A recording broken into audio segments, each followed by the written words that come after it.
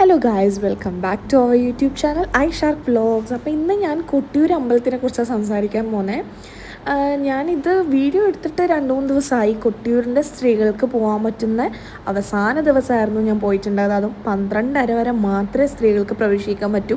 ഞാൻ അവിടെ എത്തത് 11:30ക്കും.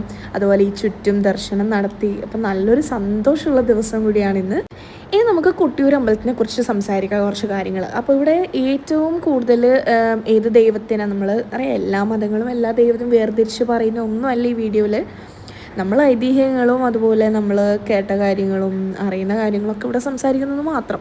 അപ്പോൾ ശിവഭഗവാനെയാണ് ഏറ്റവും കൂടുതൽ ഇവിടെ നമ്മൾ ആരാധിക്കുന്നത്. ഓക്കെ, അപ്പോൾ ഇവിടെ 2 ക്ഷേത്രമായിട്ടാണ് കൊട്ടിയൂർ അമ്പലം പറയപ്പെടുന്നത്. ഇക്കര കൊട്ടിയൂർ, അത് വർഷം മുഴുവനും തുറന്നിരിക്കും ഇക്കര കൊട്ടിയൂർ. ഇനി അക്കരെ കൊട്ടിയൂരിൻ്റെ കാര്യം പറയുകയാണെങ്കിൽ ഉത്സവ ടൈം 28 ദിവസം മാത്രമേ അത് തുറന്നിരിക്കൂ. ഓക്കെ, പിന്നെ ഇവിടെയുള്ള ഒരു പ്രത്യേകത പറഞ്ഞാൽ വൈശാഖ മഹോത്സവത്തിലായിരിക്കും ഏറ്റവും കൂടുതൽ ഇവിടെ ഭക്തർ വന്നു പോകുന്നൊരു സമയം. അപ്പോൾ ഇവിടെ എന്താ വെച്ചാൽ ഇവിടുത്തെ കഥകളിൽ ഏറ്റവും പ്രധാനമായിട്ട് എല്ലാവരും വിശ്വസിക്കുന്ന പറഞ്ഞാൽ ഇവിടെ ഒരു യാഗം നടന്നിരുന്നു. അതിൽ സതീദേവി ആത്മഹത്യ ചെയ്യുകയും ശിവൻ ആ ഒരു ഇതിൽ ദേഷ്യപ്പെടുകയും പിന്നീട് എന്താ പറയുക, അതിനാൽ കൊട്ടിയൂർ ക്ഷേത്രം ദക്ഷയാഗഭൂമി എന്ന പേരിലും അറിയപ്പെട്ടിരുന്നു. ദക്ഷ എന്ന് പറഞ്ഞാൽ നമ്മുടെ സതീദേവിയുടെ അച്ഛനാണ് ദക്ഷൻ. ഓക്കെ, അതുപോലെ ഇത് എന്താ പറയുക, അത്രയും മനോഹരമായ പ്രകൃതിയുടെ നടുക്കാണ് ഈ ഒരു അമ്പലം സ്ഥിതി ചെയ്തിരിക്കുന്നത്. പിന്നെ ശീവേലി എന്ന് പറയുന്നത് ക്ഷേത്രത്തിൽ പ്രതിഷ്ഠിച്ചിരിക്കുന്ന ദൈവത്തെ ഉത്സവപൂർണ്ണമായിട്ട് നമ്മൾ കൊണ്ടുവന്ന് നടന്ന് പ്രദക്ഷിണവും അതോടനുബന്ധിച്ചിട്ടുള്ള പൂജകളും എല്ലാം അടങ്ങുന്നതാണ് ആ ചടങ്ങ്, ശീവേലി എന്ന് പറയുന്ന ചടങ്ങ്. അപ്പോൾ ശീവേലിയുടെ പ്രധാന ഉദ്ദേശം എന്ന് പറയുന്നത് ദൈവം ഭക്തരുടെ ഇടയിലേക്ക് വരിക എന്ന ആചാരബോധം പ്രകടിപ്പിക്കുന്നതാണ് ശീവേലി.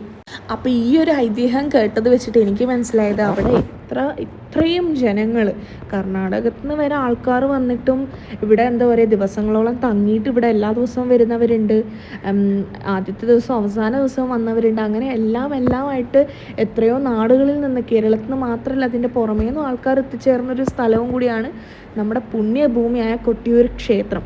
അപ്പോൾ ഈ ക്ഷേത്രത്തിൽ ദർശനം ക്യൂ നിന്ന് അതിൻ്റെ ചന്ദനം വാങ്ങിക്കുക പല ആൾക്കാരുടെ വിശ്വാസങ്ങളും കാര്യങ്ങളൊക്കെയാണ്.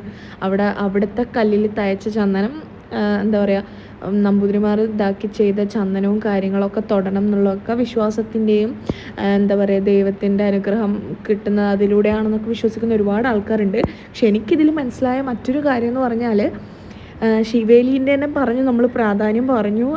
ദൈവം എന്താ പറയുക ഭക്തരിലോട്ട് ഇറങ്ങി വരുന്നതാണ് ആ 3 തവണ പ്രദക്ഷിണം വെക്കുന്നത്. അപ്പോൾ അവിടെ ചുറ്റും നിന്ന് എല്ലാവർക്കും തന്നെ കാണാനും എന്താ പറയുക നമ്മൾ ദൈവത്തിനെ കാണാൻ പറ്റും. ഉള്ളിലിരിക്കുന്ന വിഗ്രഹത്തെയാണല്ലോ പുറത്തോട്ട് കൊണ്ടുവന്ന ആനയുടെ മുകളിൽ ഇരുത്തിയിട്ട് 3 തവണ പ്രദക്ഷിണം വെക്കുമ്പോൾ തന്നെ എല്ലാ ജനങ്ങൾക്കും, തിരക്ക് കാരണം കാണാൻ പറ്റാത്ത ഒരുപാട് ജനങ്ങൾക്കും കാര്യങ്ങൾക്കും ഇത് കാണാനും അതുപോലെ ആനയുടെ ആ ഒരു ഇത് ആസ്വദിക്കാനും ഒക്കെ പറ്റുന്നു. അപ്പോൾ ആന ഇവിടുത്തെ വേറൊരു ഇതെന്ന് വെച്ചാൽ ഇപ്പം ശിവഭഗവാന്റെ അടുക്കുന്ന ആനയ്ക്ക് പോകാൻ താല്പര്യമില്ല എന്ന് പറഞ്ഞ് പല വർഷങ്ങളായിട്ട് നമ്മൾ പത്രങ്ങളിലും ടി വികളിലും മറ്റ് ഓൺലൈൻ മീഡിയാസിൽ കൂടി നമ്മൾ കണ്ടിരിക്കുന്നത് ആനയെ പിന്നോട്ട് പടിയിറങ്ങി പോകുന്നൊരു ഇതിൽ ആന മുട്ടുകുത്തിയിരുന്ന് ചിഹ്നം വിളിച്ച് കരഞ്ഞുകൊണ്ടാണ് ആന ഇവിടുന്ന് തിരികെ പോകുക എന്നുള്ളതും വളരെ നമുക്ക് കാണുമ്പോൾ തന്നെ നമുക്ക് ഒരു സങ്കടപ്പെട്ട്, അത്രയും ഭഗവാനെ സ്നേഹിക്കുന്ന ഒരു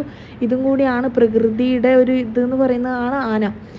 അപ്പോൾ ഇപ്രാവശ്യം കൊട്ടിയൂർ പോകാൻ പറ്റാത്തവർ തീർച്ചയായിട്ടും അടുത്ത പ്രാവശ്യം പോവുക, അവിടുത്തെ കാര്യങ്ങളൊക്കെ കാണുക, ആസ്വദിക്കുക, പ്രാർത്ഥിക്കുക. അപ്പോൾ ഈ ഒരു ആനേൻ്റെ ഇതിൻ്റെയൊക്കെ വീഡിയോസ് ഞാൻ ഇവിടെ കൊടുത്തിട്ടുണ്ട്, എല്ലാവരും കാണുക, ആസ്വദിക്കുക. അതുപോലെ തന്നെ വീഡിയോ ഇഷ്ടമാവുകയാണെങ്കിൽ ലൈക്ക്, ഷെയർ, സബ്സ്ക്രൈബ്. അതുപോലെ ഈ വീഡിയോയിൽ എന്തെങ്കിലും തരത്തിൽ ഞാൻ പറഞ്ഞതിൽ തെറ്റോ കാര്യങ്ങളോ ഉണ്ടെങ്കിൽ നിങ്ങൾക്ക് തിരുത്തി കമൻറ്റ് ബോക്സിൽ പറയാനും. അതുപോലെ തന്നെ വീഡിയോ ഇഷ്ടപ്പെട്ടാൽ ലൈക്ക്, ഷെയർ, സബ്സ്ക്രൈബ്. ഓക്കെ, അപ്പോൾ അടുത്ത വീഡിയോയിൽ നമുക്ക് വീണ്ടും കാണാം. ബൈ.